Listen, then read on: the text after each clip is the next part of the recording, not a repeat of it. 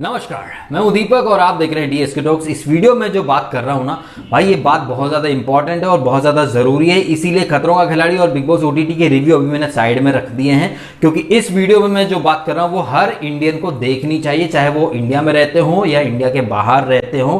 क्योंकि एक बात कही जाती है कि एक ही उल्लू काफ़ी है बर्बाद गुलिस्तान करने को। हर शाख पे उल्लू बैठा है, अंजाम गुलिस्तान क्या होगा।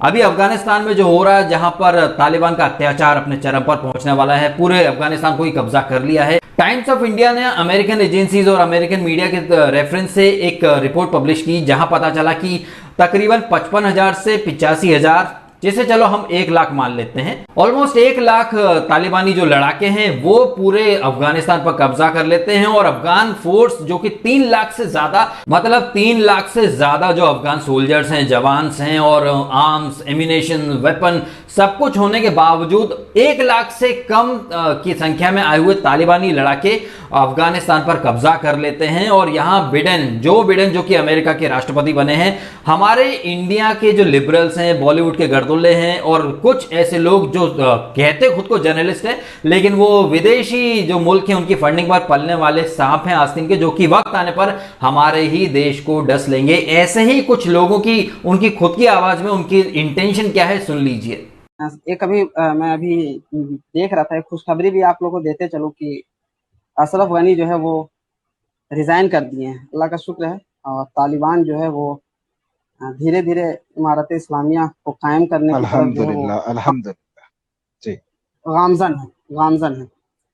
तो मुझे वो लगता है कि हाँ, हमें उनसे सबक लेना चाहिए और सीखना चाहिए कि आज़ादी हासिल करने के लिए किस तरह की जिद्दोजहद और कोशिश करनी चाहिए।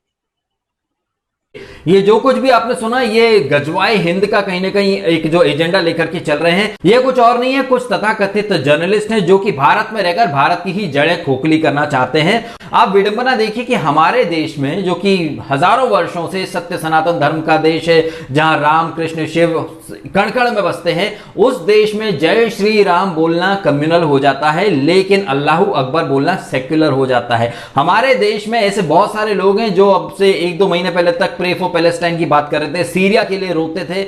मतलब 2 कंट्रीज आपस में लड़ रही हैं, एक है मुस्लिम कंट्री और एक है नॉन मुस्लिम कंट्री, लेकिन हमारे देश के जो सो कॉल्ड सेक्युलर्स हैं वो मुस्लिम कंट्रीज का साथ देते, फिर भले ही उस मुस्लिम कंट्री में तालिबानी हो या फिर हमास के आतंकवादी हो, लेकिन हमारे यहाँ के इंडियन मुस्लिम्स उनका साथ देते हैं। भाई इससे तो एक ही संदेश निकल के आ रहा है कि कल को इंडिया पाकिस्तान की लड़ाई होगी तो ये इंडिया का साथ नहीं, ये पाकिस्तान का ही साथ देंगे, क्योंकि इन लोगों के लिए रिलीजन कम्स फर्स्ट। लेकिन हम और हमारे प्रधानमंत्री अगर अपने रिलीजन की बात करेंगे तो वो कम्युनल हो जाएंगे, जय श्री राम कम्युनल हो जाएगा। लेकिन तालिबान का सपोर्ट करना, हमास का सपोर्ट करना, और आप देखिए तालिबान में मुसलमान ही मुसलमान को मार रहे हैं। अफगानिस्तान एक इस्लामिक नेशन जहां शरिया का कानून है, वहां तालिबान अपना एक अलग शरिया कानून लेकर आएगा। और ये कोई पहली बार नहीं है, हमने ईरान को भी देखा है, एक काफी आधुनिक विचारधारा वाला देश था, लेकिन अब वहां लेडीज बुर्के में ही रहती हैं। अफगानिस्तान में खुद आप ये पुराना फोटो देखिए, once upon a time in Afghanistan लोग अच्छी खासी मेंटेलिटी रखते थे, मॉडर्न मेंटेलिटी रखते थे, लेकिन अब वहां पर तालिबान अपना राज चलाएगा। इसके बाद हमारे बॉलीवुड के लिबरल्स बोल देते हैं कि लेट्स स्मैश द पैट्रियार्की,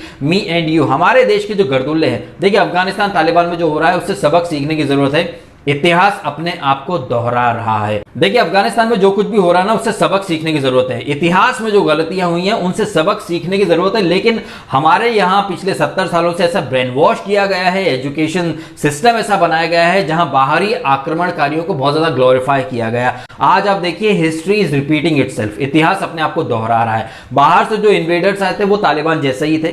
हमें पढ़ाया गया कि मुगल्स आए बाहर से और इंडिया का आर्किटेक्चर बढ़ाया, ताजमहल बनाया, लाल किला बनाया, लेकिन भाई जब ये वहां से आए थे लाइक बाबर वगैरह, वहां कोई ताजमहल, वहां कोई लाल किला, वहां ये आर्किटेक्चर क्यों नहीं है? देखिए साहब, बड़ी सिंपल सी बात है, तालिबान को देख लीजिए, ये जो काबुल में बड़ी बड़ी बिल्डिंग्स बनी हैं, इंस्टीट्यूशंस बने हैं, उन सब पर तालिबान अपनी नेम प्लेट चिपका देगा। आने वाली जनरेशन कहेंगी वाह ये बिल्डिंग तो तालिबान ने बनाई थी। ऐसे ही यहां पर जो बाहरी आक्रमणकारी आए, वो बाबर हो या शेर शाह वगैरह जो भी हो, हमारे यहाँ शेर शाह को ग्लोरीफाई करने के लिए उसके नाम से पिक्चर बन जाती है, लेकिन पिक्चर है हमारे बहादुर विक्रम बत्रा के ऊपर, लेकिन नाम शेरशाह। ऐसे ही जो हमारे इंडियन एम्परर्स थे या जो राजघराने थे, उन्होंने जो इमारतें बनाई होंगी उन्हें तोड़ दिया गया, सोमनाथ का मंदिर तोड़ दिया गया और जितना सोना चांदी जो भी था वो सब लूट लाट के भग गए और यहाँ की जो इमारतें उन्हें पसंद आई उनके ऊपर अपनी नेम प्लेट लगा दी। ये तो वही बात हो गई जैसे कि आजादी के लिए लोग कहते हैं कि चरखा चला के आजादी मिली, ये मतलब वही बात है कि उंगली का नाखून कटवाकर शहीदों में नाम लिखवा दिया। तालिबान वही कर रहा है, अपनी मनमर्जी चला रहा है, जो उनके आगे सिर झुकाएगा उसे छोड़ देंगे, अदरवाइज अगर आपने आवाज उठाई तो आपका सर कलम कर दिया जाएगा। वहां एक मुसलमान ही मुसलमान को मार रहा है, लेकिन कहीं से कोई आवाज नहीं आ रही कि pray for Afghan, pray for Afghanistani people. Syria के लिए, पैलेस्टाइन के लिए बड़ी दुहाई दी जाती है, क्यों? क्योंकि वहां पर मुस्लिम वर्सेस नॉन मुस्लिम की लड़ाई है, लेकिन मुस्लिम आपस में कटे मरे तो यहां इंडियन सेक्युलर्स को, इंडियन लिबरांडो गैंग को कोई फर्क नहीं पड़ता। ये वैसे बड़ी चिंता व्यक्त करते हैं मुसलमानों के लिए, लेकिन चाइना वहां उइगर मुस्लिम जो है उनके ऊपर अत्याचार करता तो हमारे इंडियन मुस्लिम्स को कोई परवाह नहीं होती है, लेकिन सीरिया पैलेस्टाइन के लिए बड़ा इनका कलेजा फटता है। कल को इंडिया पाकिस्तान की लड़ाई होगी तो साफ साफ दिखाई दे रहा है कि हमारे इंडियन मुस्लिम्स, सब नहीं बहुत सारे, किस साइड में खड़े हो जाएंगे, क्योंकि उनके लिए नेशन नहीं रिलीजन कम्स फर्स्ट। और ऐसे ही लोगों की वकालत करते हैं रवीश कुमार जैसे गर्दुल्ले, जो कि तालिबान के हाथों मारे गए दानिश के लिए तालिबान को कुछ नहीं बोलेंगे, 100 लानतें भेजेंगे उस बंदूक की गोली के ऊपर। मतलब रेबीज कुत्ते के मुताबिक बंदूक उठी, उसने खुद ट्रिगर दबाया, गोली खुद चली और दानिश को एक्चुअली में बंदूक की गोली ने नहीं मारा है, दानिश को तालिबान ने टॉर्चर कर करके मारा है और मस्जिद के अंदर जाकर ड्रैग करके लाया, उसकी खोपड़ी वगैरह तोड़ दी है। मस्जिद तो भाई पवित्र मानी जाती है ना, इंडिया में तो बड़े नियम कायदे की बात होती है, लेकिन तालिबान के आगे सब झुक के सलाम कर रहे हैं। हमारे इंडियन सेकुलर सब ब्लेंडर जो किए हैं जो बिडेन ने, हमारे लिबरल्स बड़ा ज्यादा उछल रहे थे जो बिडेन के ऊपर, लेकिन बिडेन क्या ब्लेंडर है कि, और ये साजिश है भाई, ये सीधा साधा गेम है अमेरिका का। अमेरिका की इकोनॉमी, उनका जो पैसा वगैरह कमाना है वो सब दुनिया को तबाह करके ही है। उन्होंने ही तालिबान को पैदा करा अफगानिस्तान में आकर रशिया के अगेंस्ट और चाइना पे नजर रख सकें, उन्होंने ही सबको ट्रेन किया। और अब जो बिडेन जो है उसने अपना गेम खेल लिया है, अफगानिस्तान को बर्बाद कर दिया है, इसके बाद वो किसी और मुल्क को बर्बाद करेंगे।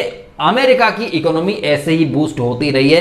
अभी हमारे देश से अमेरिका के काफी अच्छे संबंध है, क्योंकि अमेरिका को पता है कि भारत एक बहुत बड़ा बाजार है, चाहे आर्म्स हो, एम्यूनिशन हो, चाहे टेक्नोलॉजी हो। इंडिया के साथ अभी वो रिश्ते खराब नहीं करना चाहेगा, लेकिन जब तक ये जिस चीज का फायदा उठाना चाहते हैं उसके बाद ये उस चीज को कैसे बर्बाद करते हैं आप अफगानिस्तान देखकर समझ ले। खैर, अमेरिका जो कर रहा है वो अमेरिका का लुकआउट है, लेकिन हमें हमारे देश के जो लिबरल्स हैं, आस्तीन में छुपे हुए सांप है, इनसे सावधान रहने की जरूरत है। ये पैलेस्टाइन के लिए, ये सीरिया के लिए बड़ी ज्यादा प्रे करते हैं, इंसानियत की दुहाई देते हैं, लेकिन अफगानिस्तान के लिए सबके मुंह में दही जम चुका है, कुछ भी नहीं बोलेंगे। दानिश को अब तालिबानियों ने मार दिया तो 100 लानतें भेजी हैं रवीश कुमार ने, लेकिन तालिबानियों के खिलाफ एक शब्द नहीं फूटेगा।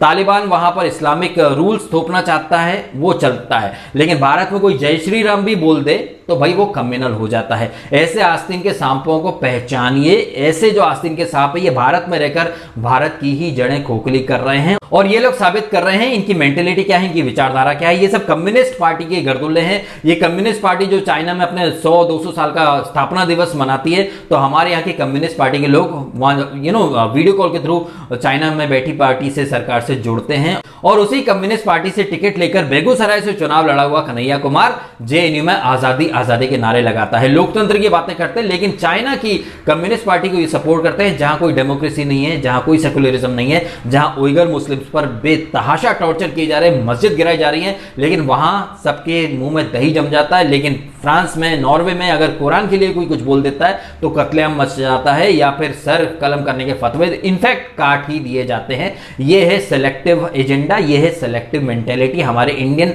लिबरांडो गैंग की, सेक्युलर्स की, जो कि अगर अफगानिस्तान में मुस्लिम को मार रहा है तो चुप रहेंगे, लेकिन इजराइल और पैलेस्टाइन में कुछ होगा तो फिर मुसलमान की साइड में खड़े हो जाएंगे। यहां अफगानिस्तान में जिस तरह से परिस्थितियां बनी हैं वो आपकी आंखें खोलने के लिए बहुत बड़ा एग्जाम्पल है। अब भी सो रहे हैं तो जाग जाइए। इंडियन लिबरल्स, ये जो जर्नलिस्ट हैं, ये रवीश कुमार तो एक नंबर का गर्दुल्ला है, ये खुद पीएम मोदी को अनाप शनाप बातें बोले, या विशाल शर्मा जैसे लोग यूपी में कुछ भी होता है तो जंगल राज बोल देते हैं, लेकिन तालिबान जो कत्लेआम मचा रहा है उसके ऊपर सबके मुंह में दही जमा है, क्योंकि जैसे 70 सालों से कांग्रेस पार्टी वोट बैंक की पॉलिटिक्स करती रही, वैसे ही हमारे इंडिया का जो मीडिया है, सो कॉल्ड, जिसे सच्चा पत्रकार बोला जाता है, क्योंकि बाकी तो गोदी मीडिया, लेकिन ये जो पप्पू मीडिया है, जिसे उनके फैंस काफी सच्चा पत्रकार बोलते हैं, ये दिन भर सिर्फ मोदी के खिलाफ बातें करेंगे। यूपी में कुछ होगा तो जंगल राज है, तानाशाही, ये वो। लेकिन तालिबान जो कि रियल जंगल राज है और हद से ज्यादा टॉर्चर, इनह्यूमन एक्टिविटीज, मतलब औरत है तो काम नहीं कर सकती, बीच सड़क पे पत्थर मारे जाएंगे, लोगों के सर कलम किए जाएंगे अगर आपने रूल नहीं माने तो। उस तालिबानी सोच को ये लोग जस्टिफाई करते हैं और उसके बाद बोल देते हैं कि आरएसएस तालिबान है, हिंदू तालिबान। मतलब आप देख लीजिए कितनी बार तालिबान ने लोगों को वैक्सीन दी या कितनी बार तालिबान ने भूखे लोगों का पेट भरा, क्योंकि हम तो आरएसएस को देखते हैं, चाहे भूकंप हो, बाढ़ हो, आरएसएस वाले खाना बांटने पहुंच जाते हैं, मदद करते हैं वैक्सीनेशन के लिए, अवेयर कर रहे हैं लोगों को, घर घर जाके खाना भी बांटा। तालिबान ने कितनी बार लोगों को खाना बांटा हो, वहां तो सर कलम कर दिया जाता है। लेकिन रवीश जैसे लोग या अभिसार जैसे लोग जो दिन भर आरएसएस को गाली देते हैं लेकिन तालिबान के तलवे चाटते हैं, ऐसे लोगों को अगर आप अपना आइडल मानते हैं तो कहीं ना कहीं आप भी देश में छुपे हुए आस्तीन के सांप हैं। और देश की जनता को, देश के लोगों को ऐसे आस्तीन के सांपों से बच के रहना चाहिए जो खाएंगे इस देश की, लेकिन मौका पड़ने पर दुश्मन देश का ही साथ देंगे। ऐसे तो ये लोग बड़ी सेक्युलरिज्म की बातें करेंगे, लेकिन नॉर्वे जाएंगे, डेनमार्क जाएंगे, फिर वहां बोलेंगे कि वहां के लोग हमारे शरिया कानून को मानो। क्यों मानो भाई? जिस देश में आए उस देश के कानून को मानो, नहीं मानना तो निकलो। मैं तो चाहूंगा कि हमारी जो सरकार ये जो गेट खोल रही है रिफ्यूजीज के लिए, प्लीज मत खोलो साहब। यही लोग हैं जो कल को कहेंगे कागज नहीं दिखाएंगे, तो मत खोलो। और भी मुस्लिम कंट्रीज है ना, वो शरण दें अफगानी रिफ्यूजीज को। वो क्यों नहीं दे रहे हैं? टर्की हो या अरब हो, भाई मुस्लिम को सपोर्ट नहीं कर रहा, लेकिन इंडियन गवर्नमेंट से उम्मीद कर रहे हैं कि इंडियन गवर्नमेंट धर्मशाला बना दे रोहिंग्यास के लिए, रिफ्यूजीज के लिए। क्यों बना दे भाई, क्यों बना दे? ये सवाल आप सब अपने आप से पूछिएगा। इस नोट पर ये वीडियो मैं खत्म कर देता हूं। आई होप कि लोगों की आंखें खुले। इतिहास अपने आप को दोहरा रहा है। जैसे तालिबान ने आज अफगानिस्तान पर कब्जा किया, ऐसे ही वो और भी जगह घुसेंगे, जैसे बाबर वगैरह घुसा है। इट्स टाइम कि आप अपने इतिहास की गलतियों से सबक सीखें और आस्तीन के सांपों को, जयचंदों को सपोर्ट करना बंद करें। इस नोट पर यह वीडियो मैं खत्म करता हूं। जिन्हें ये बातें अच्छी लगी हैं वो वीडियो शेयर करें, और जिन्हें नहीं पसंद आई हैं वो तो ऑब्वियसली मुझे अनसब्सक्राइब करेंगे, गालियां देंगे, भक्त बोलेंगे। मुझे क्या घंटा फर्क पड़ने वाला है उन बातों से? मुझे जो चीज दिख रही है वो तो मैं डंके की चोट पर बोलता आया हूं, आगे भी बोलूंगा। चलिए मैं इस नोट पर वीडियो खत्म कर देता हूं। आपने समय निकाला, वीडियो देखा, आपका बहुत बहुत धन्यवाद।